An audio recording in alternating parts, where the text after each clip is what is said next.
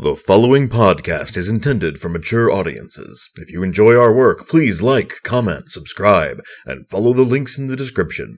Thanks for your support, and enjoy.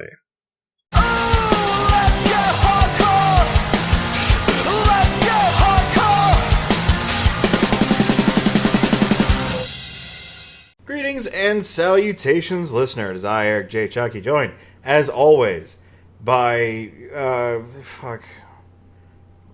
Is that a meme now? Is the meme now that you'd never have a thing? No, I mean, yeah, I guess, but it's not what I'm trying to force, that's for sure. It's the boy. Hey! Oh, I was almost an unprofessional bit. My phone wasn't on silent. I almost forgot to mute the computer, so it's that kind of day here at the Two Nerds Podcast. Today, God, if any of you who watched that podcast, and if you didn't, don't. It was so mad. We were so mad and mean and snippy at each other, and it was like listening to Daddy and Daddy fight, and nobody wants that. This week we said, fuck it. This week we watched a movie that was good. Mm-hmm.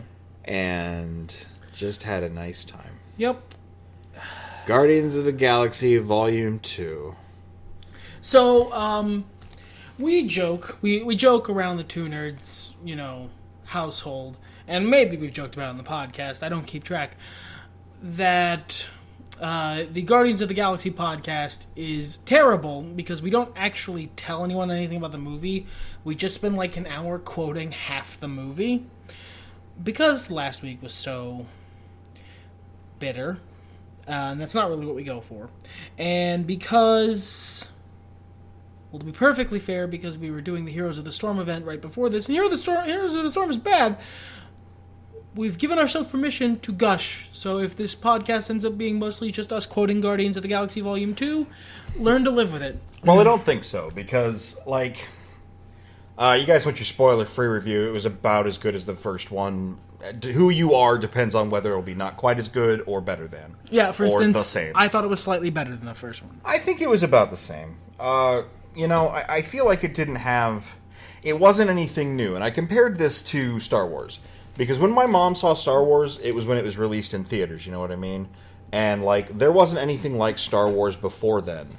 Well, there but probably nothing your mom has seen. Well, not like Star Wars. Yeah, Star Wars was a new thing. Right, Star Trek, not shit in space. I mean, the space opera movie extravaganza, the special effects, Star Wars. I get it. And since there really hasn't been another Star Wars, even the other Star Wars... So, Guardians of the Galaxy had that return to form, that dramatic, fun space opera. And, the first one blew us away. It was so much fun. And this movie was just as much fun, but two things, I think, diminished my over-enjoyment of it. To the point where it's only as good as the original. Sure. Thing number one, I knew the spoilers, and not through a bad man on the internet, but I'm a comics guy. Through knowing the names of the characters in the movie. Sure. So, I mean, it didn't make me not enjoy the film, but it's I think the shocks and the twists and the turns would have had more of an emotional impact had I not known. Thing number two, it's not new, like I just said. It's, we have Guardians of the Galaxy now. It's okay, everyone. Whereas, for me, I've always been, Star Wars included, I've always been the second movie guy. Empire is the best of the original trilogy, fight me nerds. And in this case, Guardians of the Galaxy 2, Volume 2, is, in my opinion, better than the first one. And you guys are fully aware, I'm sure by now, given all the various times it's been mentioned on our top X favorite Ys and all that shit, how much I loved Guardians of the Galaxy, and still do love Guardians of the Galaxy. And I can actually explain why I think I like this one better. One, it is just as funny. There are more jokes, but much like Deadpool, not all of them land. Because there's a lot. I think there's a variety of jokes. Yeah. And some of them are laugh out loud, kick you in the nuts. And some of them are just, Yeah, so. But the action sequences are really fun. Mm-hmm. There's more of them, I think. And if not, there's more memorable ones. I think the movie is shorter. And because we don't have the big emotional opening that the original Guardians of the Galaxy did. It's just the plot. But ironically, for me, this movie has more heart, and I think that's the big reason why I like it more. This movie has a much more earned emotional story. Because as much as that fucking up-level gut punch in the first few minutes of Guardians of the Galaxy hurts, it's very accepted. Like, by the end of the movie, when the turnaround happens with that last scene with, when they have the fucking Infinity Stone, it pays off, but it's an expected payoff. Mm-hmm. And not that the emotional payoffs here are twists or anything, but they feel more earned, because you've had a whole nother movie to set up, and you've had most of this movie to set up, and it's a lot of payoffs from stuff that got set up in the first movie, and I feel, personally, like it's a more earned payoff. Well, and I don't mean to diminish your preference. I really don't. But I think this statement could be taken as such. I feel like this movie specifically plays to your preferences. Oh, absolutely. Look, if I'm trying to give an unbiased review, which is, while technically impossible, is something that should be strived for if you're like giving a critical review, that would be different. I'm just talking about a movie I liked. Oh, sure. No, and that's not the point I was trying to make. I was trying to say that you especially are going to resonate with this film. Oh, yeah, definitely. This movie's cheating, okay? It's playing exactly into the things that make me like people. Well, and much like fucking Avengers 2 did for me, it cheated. It cheated. It gave me Ultron, and it used plot points that I adore, and this movie did as well. You maybe have heard of my Avengers 2 Age of Ultron is Final Fantasy VI conspiracy theory. To a slightly lesser extent, this movie is Final Fantasy IX. Like, lots of plot beats. But yeah, for me, this is, I mean, I know myself. I know myself and my preferences in fiction and media exceptionally well. One of the things a movie can do to get me on that movie's side is to have, like, a group of people who come together as, like, a family that they choose, and then they do right by each other. If you do that, I'm probably going to like your fucking movie. I'm going to be honest. I'm not hard to please, and this movie does that shit in absolutely amazing caliber. Sure, it does really well. I thought a lot of the different locales were nice. I feel like in the first movie... we got a really cool road trip feel out of this movie. I don't know if I'd say that, but I feel like it felt more like a planet hopping thing than the first one, even though there was planet hopping. Yeah, well, I suppose more like a guided tour. Yeah, there was so many different, a forest and like a weird kind of plasticky looking world, and the beautiful interiors that they had, and that ice planet where Yondu was, and just all kinds of really great, beautiful... And like the Sovereign planet. Yeah. Just fantastic stuff all around. Visually, I really, really enjoyed this movie. It was nice to see that Rocket's character didn't become merchandisable. Yeah, they didn't make him cute. In that they didn't make him softer. They didn't take his edges off. No, he's still an asshole. And I mean, like... More so, actually. Yeah, there's reasons for it and everything, but he's still... I love to describe this movie's cast as my favorite D&D adventure party, because they do all of the stuff that characters without consequences will do.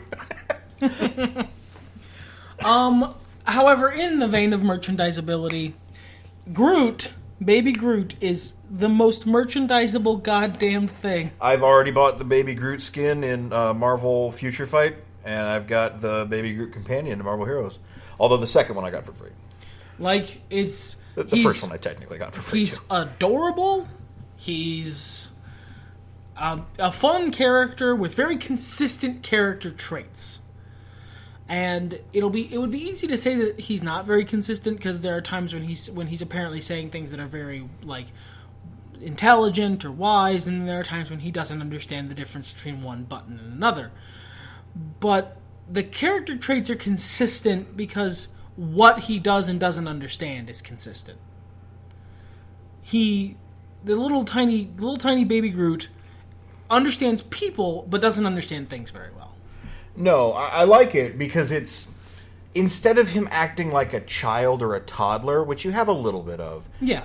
but he more acts like somebody who's recovering his intellect, which is really what's going on. Right. So, like, stuff that he knows, emotions and how people interact and stuff, he can be very wise about that. His personal preferences, he can express those very well through I Am Groot. And translation. And translations of that. But, That's like, why you don't like hats. interacting... That's why you don't like hats? Interacting with objects that he's not already interacted with, or trying to remember something, in his short-term memory... He's not very hard. good. He's not very good at it, and it's a consistent character trait, and I like it. Yeah, I do too. I thought Chris Pratt, Star-Lord's character was really good in this film too. I liked the fact that they brought back Nebula. I didn't see that. I didn't expect that. I did. Because of how she left in the first one, I figured she'd be back in any sequel that existed. I just figured she was going to be the dragon, and then that was it. It was over with. We had that moment and moved on, but no, they brought her back and they're still doing stuff with her. I think that's really interesting. I think really good stuff too. Yeah, and I think this was like a stronger Gamora movie, which was one of the few criticisms I had about the first Guardians of the Galaxy. I felt Gamora was a little two-dimensional. Now we really get to see more of her. And the stuff with Nebula helps color in Gamora's lines a little bit, and it's not all positive stuff, and that's good. Yeah, I love it. Drax is amazing as ever. God damn. Dave Bautista, I swear to God, I don't know that I want to see you wrestle again. No. But play Drax until the end of the universe, please. That's fucking... You're so good at it. Yeah. You're so perfect at it. In the first film, this is both a difference between how I've changed in the last couple of years and the characters as well. But in the first film, I identified more with Rocket. Frustrated with the world, tired, just pulling his hair out and keeping everything together. Now, I identified a lot more with Drax. Just laughing and having a lot of emotions. And having really small pet peeves be like the be-all, end-all of doing smart, healthy stuff. Drax lives how he lives, and he lives. He does. He lives with the Drax train has no brakes. He's 100% all the time. I loved Mantis too. I was worried they were going to make her kind of not a femme fatale, but like whatever that is when they don't fight. You were worried. I get the worry, but they really made her like odd in a really interesting way. Well, like she was already an alien creature with a different biology and thus mentality, who was raised by an absentee parent. Who treated her like a pet. Yeah. God, Drax is so funny. You know what? Honestly, and this, for people who know me well, and watch the movie, Guardians of the Galaxy Volume 2, this won't surprise you. I identified really strongly, and they really pulled me into Rocket in this movie. Yeah, that was a switch, because last time you were very much the Star-Lord. Yeah. Which, I mean, I still feel Rocket. Look, don't get me wrong. He's still a character that, I've been there, I guess is the best way to say it. I think I've pulled back from that now. I want to shout out specifically Kurt Russell. My God, son. You owned that role. Oh, he was so good. He did everything that he needed to do. He went big when it was necessary. It was just perfect. But side note, the young Tony Starking they did of him, not very good. It was a little weird.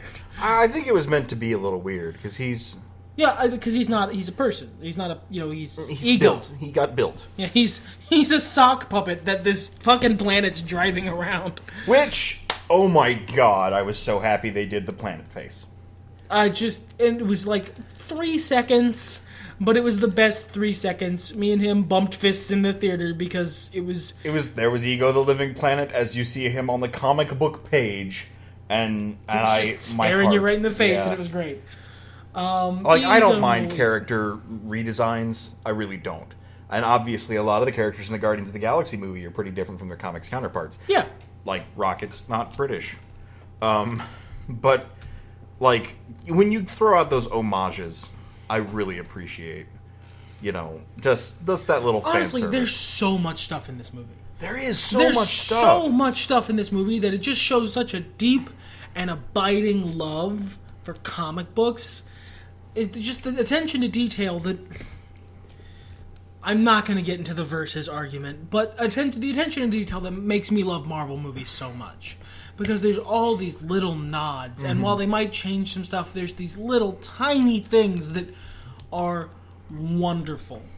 Well... all the way down to, they put in an earlier run, the second team, I believe it is, of the Guardians of the Galaxy in the movie as different characters, and they just never met. Like, it's just a thing that happens. They kind of teased, that being a film. Yeah, in the post-credit sequence, there's a thing where... I would watch the shit out of that. I would absolutely watch Expendables in Marvel space. Edition. It's Sylvester Stallone as fucking Starhawk. And Ving Rhames and... Charlie 27, I believe he is. And Miley Cyrus as the voice of the weird robot helmet. So good. So damn good. And I would be absolutely a blast to watch. They play the other Ravager captains, and they were a team that had Yondu on it. Which, I mean, if Yondu's a leader of the Ravagers, that makes sense. Yeah. That's a really cool nod. Yeah, it felt like the pirate thing.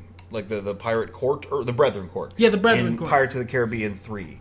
Like, all these people with these personalities, and you look at each of them and you're like, these guys have a story. Like, some shit happened here. Yeah.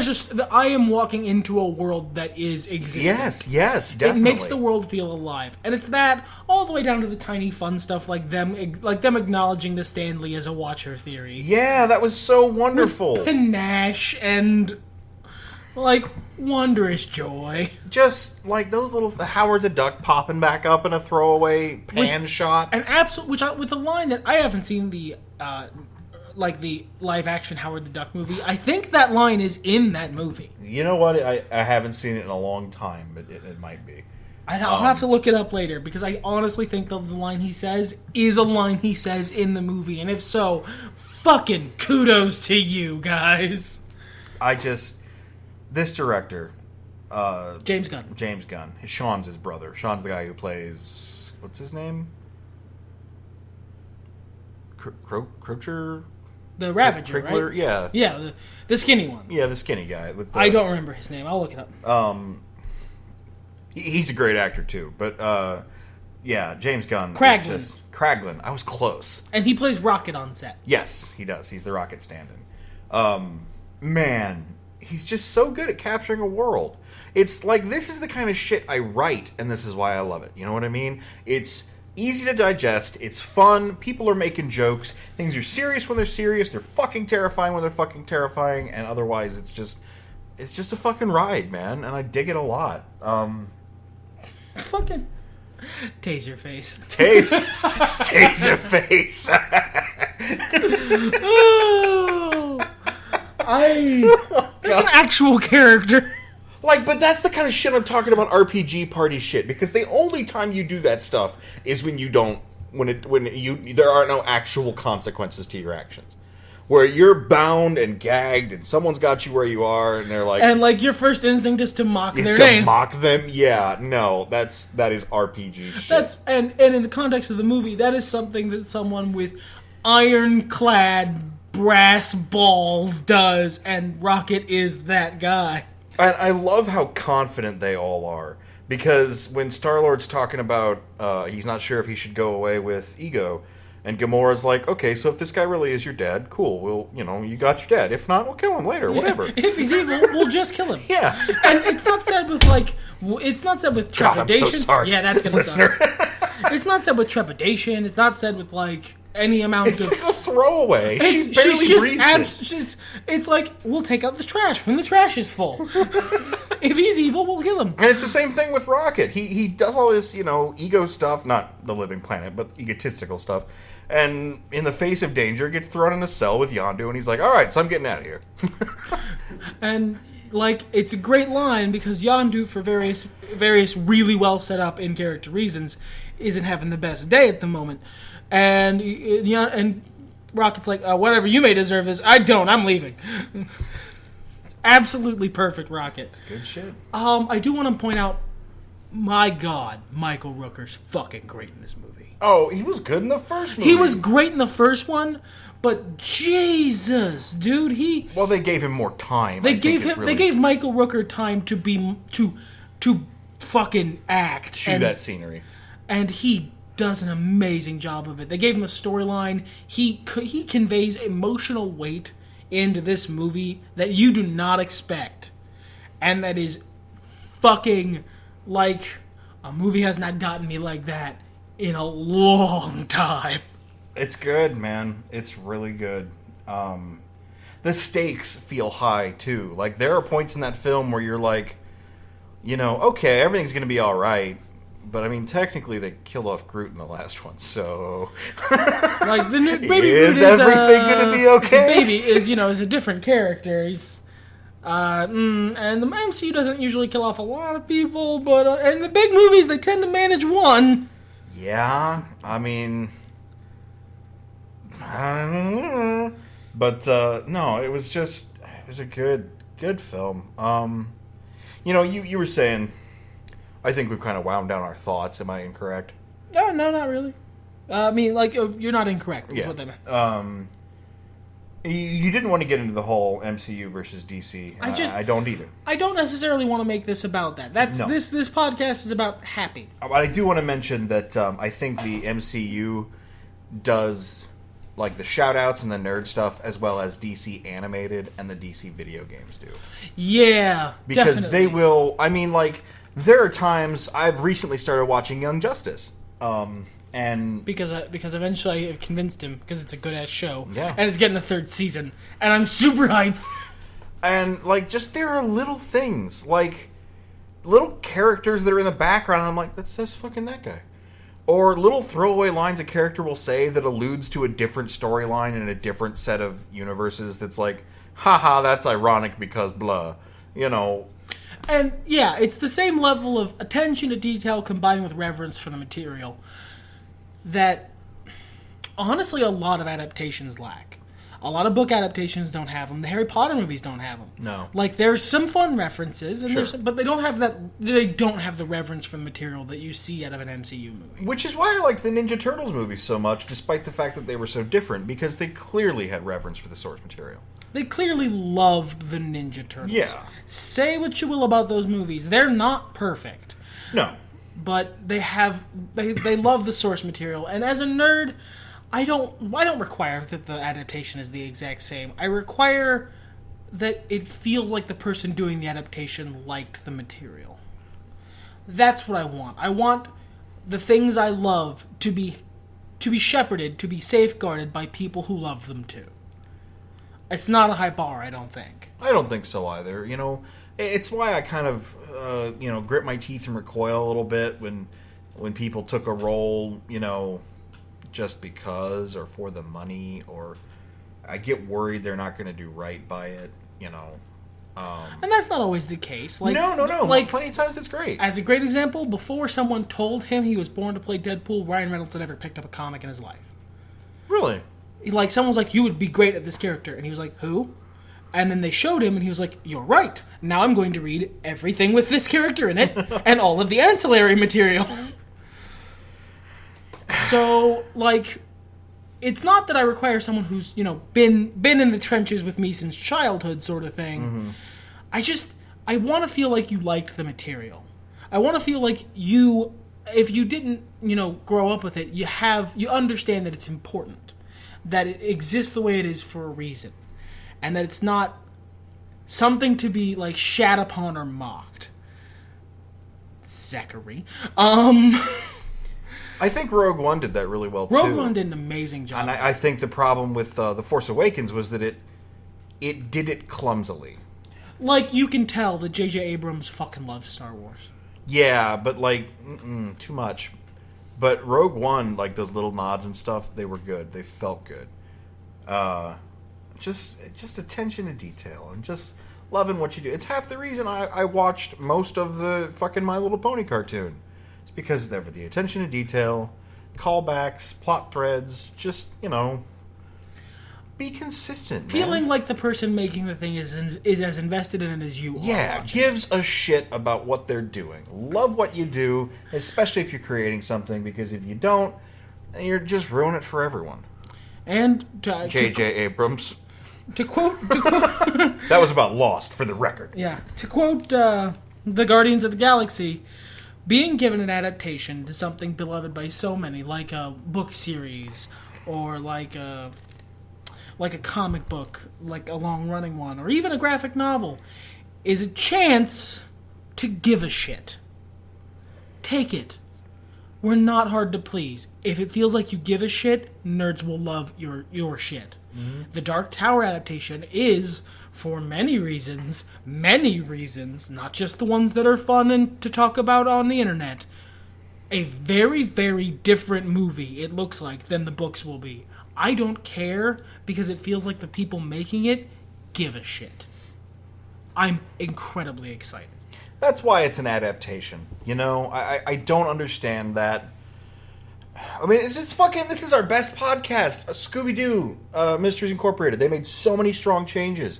But it was so good because they loved the Scooby-Doo characters. They loved to laugh about the little things and call back to other things. They, used so much lore. They loved horror movies and suspense stories and writers and it's the love shines through. It does. I don't like watching movies, at least as far as I can tell. If I can tell that you didn't enjoy making it, I probably won't enjoy watching it. In the product. If we read it later, oh, they hated making this movie. If I can't tell, that's a whole different scenario. Yeah. But if I can feel it coming off you, it feels like artifice to me, and it turns me off. We will eventually do a podcast about it. I've just been having problems finishing it. But, Mass Effect Andromeda is a good example there. And no spoilers. I didn't realize until recently that was made by a third studio, a little tiny baby studio in BioWare. Yeah. Who had never made a real AAA game before. And the whole game smells of panic. And I like the game, but it doesn't... It feels like they didn't know what the fuck they were doing, and they had a deadline. And they're handling a very precious cargo that everyone is already mad about. But just good, and that's one of the reasons. I think that's the chief reason why I love this movie, because James Gunn loves this movie. Oh, he does. James Gunn loves this movie and these characters, and the writers love this movie. I think James wrote it too. I'm not sure. I believe so. I think he's at least one of the writers. I think it was actually him and his brother. Might be. Yeah. I'll look it up. But the actors are having an amazing time. You can tell Dave Bautista is having the time of his fucking life. He's so perfect as Drax. I can't see anybody else in that role at this point. He's about Downey Jr. or Chris Evans class. You're not recasting. You can kill off the character and have someone take his slot. Reboot the universe if you need to. I see you still got that Scarlet Witch in your back pocket. Yeah, they're just they're not using it yet. They're giving it. They're waiting, and I respect that. But expect that. I'm hoping they just keep rolling with new shit. I mean, James Gunn wrote it, and Dan Abnett, based on Marvel Comics by Dan Abnett, Andy Lanning, and then the people who created the various characters. Yeah. So he wrote it basically, and you can tell I use this phrase so goddamn much it's almost lost all meaning, but it's a love letter to the characters and to that material. It's a love letter and it's a passion project. I love Rob Zombie's movies because he writes them and then he directs them. So everything he puts out there barring financial difficulties and shit like that, because he doesn't have the fucking budget of a Disney top-tier studio behind him, is exactly as his vision is. So you get what the artist imagines, and like the authenticity comes through. Yeah, it really does. I'll give you another example based on my version of Rob Zombie, I guess. Max Landis wrote and directed a movie called Me, Him, Her. Now, again, anyone who knows me well will look at the plot of this movie and go, he probably fucking hated that. And you would be right, except for the fact that I love it. Because it's so honestly and genuinely that guy. It feels like him. You can see his vision. You can see him as a person shining through it. And I like that in my movies. I'm trying to think of a movie that I've seen, because normally I can smell this shit. Like, I don't go see movies that seem like they're going to be this way.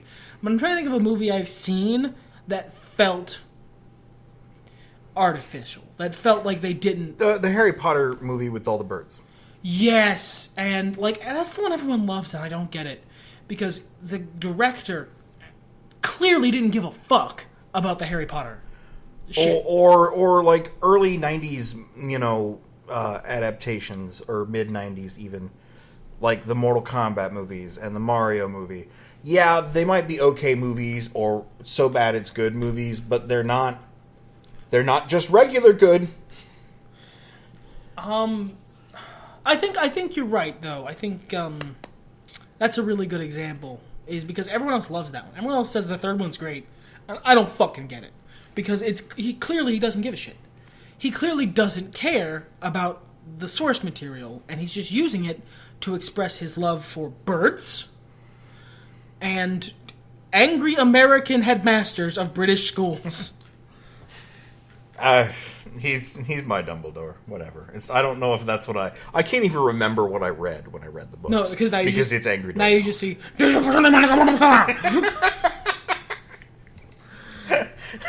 Like if I were to go back and read that again, I'm sure I'd read it as, "Now, Harry, did you put your name in the Goblet of Fire?" But you would still read it with the accent. But with Angry Door's like weirdly American accent. He's my Dumbledore now. He's the best one. Not fucking, wizened melting man. Soon to blow away like dust in the wind. Richard Harris, the amazing and incredibly lauded actor. I'm sure he's good. But by the time the Harry Potter movies came around, he was dying. He was very old, and he was doing the movies because his relatives told him he had to. I think like perfect casting for a Dumbledore would have been somebody kooky. Like Gene Wilder level kooky, you know what I mean? Yeah, because fun but a little Dumbledore's sinister. Fucking kooky, and then in the later books, when he gets more serious, it has gravitas. Yeah, and like that's what you actually want when casting a Dumbledore, but they did neither. They went for dying man and angry door. But we've rambled on long enough, and we've gone pretty far afield of the intention, but. Yeah. It's all in the same oeuvre of, honestly, all our best shit. We're at our best when we're talking about stuff that people made that you can tell that they loved it. And you know how you can tell when people love what they made is when you obsess over it. You might even say... Everything's better when nerds talk about it.